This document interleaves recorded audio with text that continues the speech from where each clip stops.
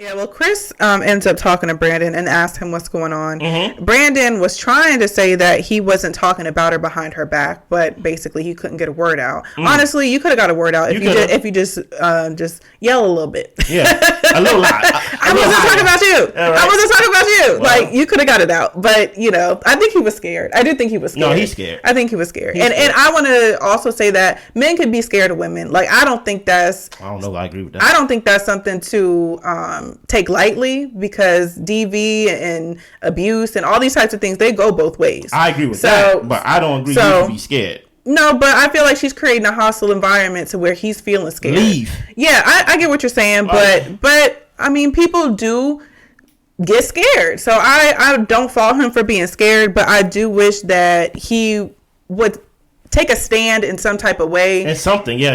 In front of her face, so she knows what's acceptable and what's not. Of course.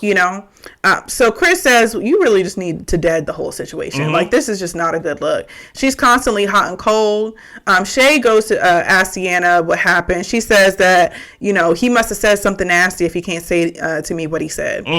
She's building her case in her head. Yes. Mm-hmm. Brandan says that she crossed the line with the B thing, and honestly, he's been done since that moment. Stop right there. I almost didn't let you get the word out because I'm ready to jump on this. Okay. Don't try to present yourself as like, oh yeah, I'm a man, like I'm done. You wasn't done when y'all woke up the next day and y'all cooked dinner for everybody. When you walked in there to check on her, lay in her bed, and see how she was feeling. You wasn't done. Done. You will be where Dominique and Alexis is if you're done. Yeah. So what am I gonna see next episode? Are you gonna be with her? Do you know what I'm saying? Don't say you're done, but then like put yourself in the line of abuse and then cry when abuse happens when it happened to you twice now. Yeah. Do you get what I'm saying? But go ahead, continue. Yeah, no, so I agree with that too. I'm just like, if you're done, you need to communicate that with her. Like, I don't appreciate when people are one way in your face, two-faced basically. Two-faced. and different in another way. And I'm just like, Brandan, even though you're not the aggressor, you aren't being real and honest. You are complacent in your situation. And I think that you should have harder conversations with Sienna in order to let her know where you really stand. And if she's going to yell and scream and all that, who cares? Yeah. Let her. Okay. So Shay and Josh join the conversation with Chris and Brandan. Yeah. Josh is like, she likes you a lot, but it just seems that she's hurt. You don't know that girl. Chris says that honestly, like, Brandan has never talked bad about her. Josh says that they probably just need a reset. And Brandan, he says he's pretty much over it. Okay. Shay is just like, look, Sienna's hard around the edges, but she's really a sweet girl. Sienna comes down and throws some roses at his feet. I'm happy it was roses. But Brandan doesn't think she's worth fighting for. But you're gonna fight, and you're gonna fight ill-equipped. You know what I'm saying? What do you think about this episode, or pretty much this scene? This scene was pretty much the episode, or basically the undertone of the whole episode. Well, kind of just speaking to what Shay and Josh are saying, it's just like, she's hurt, she's rough around the edges, she's all this type of things. And Sienna, I think she even said it during the confessional at one point, like, I have a hard outer shell, but when people really get to know me, like, they really see, like, I'm a really good person and all this stuff. She did say that. She said, like, once she loves you, she fight for you real hard and things like that. You just gotta get past the shell. Yeah. And I guess you got to be the type of person who wants to fight through them battles in order to get to the soft and squishy part. Me, I ain't that type. If you mean to me, I ain't got nothing to say to you. I ain't trying to get to know you. So I think that maybe Sienna doesn't understand that this hard outer shell that you've created for yourself to protect yourselves is actually repelling probably some good people. So even though you think people should get to know you and get to know the better side of you, people aren't going to wade through all that mud and dirt and gunk in order to get to know you, because it's just like, you seem awful, so I'm gonna just let you be awful. Especially at a 43, 44-year-old woman. Right. So for Brandan, I'm just like, if you want to fight that uphill battle, that's up to you. But take a stand and let her know where you stand, because I think it's unfair to her for you to be wishy-washy, giggling when stuff isn't funny. Like, say what's up for real, so she knows what to actually think and how to move. Yeah. So this is where the sentiment "happy wife, happy life" comes from. Right?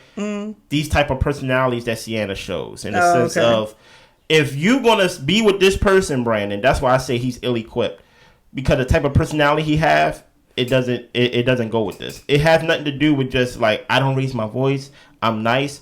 You gotta have hard lines, as well as you gotta always be apologetic. Because you gotta understand, you with someone who always sees herself as a victim. That's why she is who she is.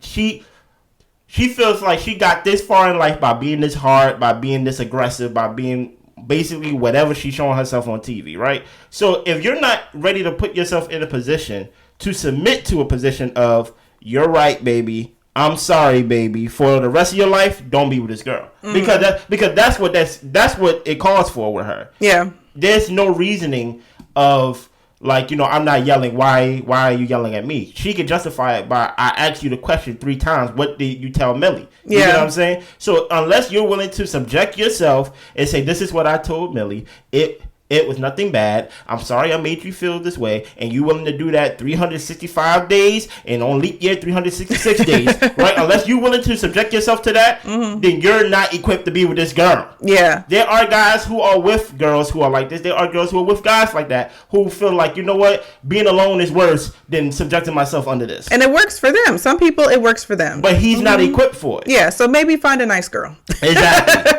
Find a nicer girl who can match your energy and things like that, who can never force you to make hard lines. You know? Because at the end of the day, she's talking to you like this because she don't respect you. Period. Yeah. It's just that thing. And maybe you have shown yourself as someone who doesn't demand or to be respected. I don't know. I don't know. I'm not on the show. I don't know you. I'm just going off of what Sienna called you out your name. Yeah. Only because you say, hey, you've been a little inconsistent in how you've been going around. Well, you a B word. I'm like, well, pretty much damn. You get what I'm saying? Like, how about you two? How about that? Exactly. Come on now. Listen here. There's we both a couple of B's. There's nothing to you have shown nothing, at least in these past 3 episodes, I think it is, that you like friction. Right. And as a guy, you cannot avoid friction, right? And I'm not even talking about in your relationship. I'm just talking about in life. It just seemed like he wanted to avoid friction, right? In that moment, when you got called out your name, you should have walked over to her, right? Put the pool stick down. Don't hit her, right? You should have walked over to her and say, that's unacceptable. We're not doing that. Yeah. You get what I'm saying? And that's also in relationships too. You guys have to figure out how you're going to argue. Yeah. You know, and what's respectful argument looks like. And if you're at a point where you can't do it, then you need to take a walk. Exactly. And pretty much be like, that's unacceptable. Yes. And I'm not the type of person, because I don't like people who demand apologies. But at that moment, we're like, I need an apology for us to keep going. Yeah. Because, like, that's very unacceptable. And if she don't give you an apology, if she takes basically your feelings for granted, then pack your bag and leave. Yeah. Anything else, Blair? That's all.